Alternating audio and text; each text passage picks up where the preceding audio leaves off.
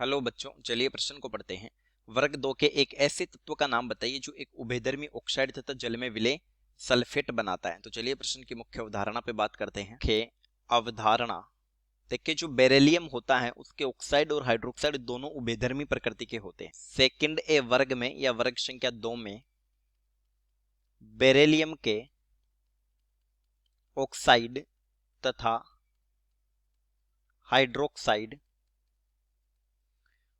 उभयधर्मी प्रकृति के होते हैं। उभयधर्मी होते हैं यानी उभयधर्मी वो होते हैं जो अम्ल क्षार दोनों से क्रिया करते हैं। अब देखिए, एक जल में विलेयता जो होती है, विलेयता ये समानुपाती होती है hydration energy minus lattice energy.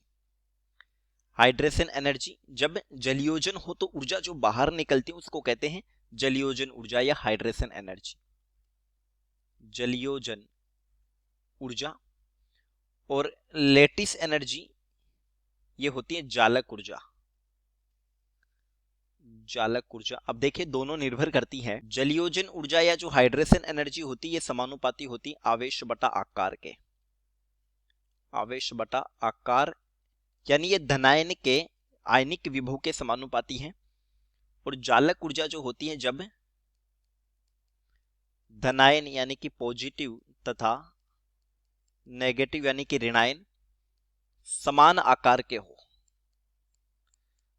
चाहे तो दोनों छोटे हो अथवा दोनों बड़े हो, लेकिन समान आकार की स्थिति में पैकिंग क्षमता अच्छी होने के कारण समान आकार के हो, तब जालक ऊर्जा उच्च होती है। उच्च होती है। तो देखिए, बेरिलियम के ऑक्साइड और हाइड्रोक्साइड उभयधर्मी प्रकृति के हैं, यानी बीईओ जो होगा वो उभयधर्मी होगा। ये ऑक्साइड हो गया उभयधर्मी, और ये जल में विलय सल्फेट बनाएगा। देखिए, BeSO4 किस तरह जल में विलय होता है। उभयधर्मी है तो ये अम्ल क्षार दोनों से क्रिया करेगा। जब इसकी अम्ल से क्रिया करवाते हैं BeO प्लस H2SO4 तो ये बनता है BeSO4 प्लस H2O। तो ये बेरिलियम सल्फेट बन गया, और ये सल्फेट जल में विलय होगा क्योंकि बेरिलियम +2 और SO4 -2। तो ऋणायन क्या है? बड़ा है। बहुपरमाणविक ऋणायन हमेशा बड़ा होता है।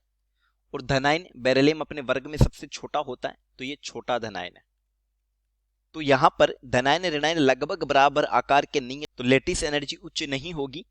और धनायन छोटा है मतलब हाइड्रेशन एनर्जी उच्च होगी। तो यहां पर हाइड्रेशन एनर्जी अधिक है और लैटिस एनर्जी कम है, अर्थात BeSO4 जल विलय है, जल में विलय है।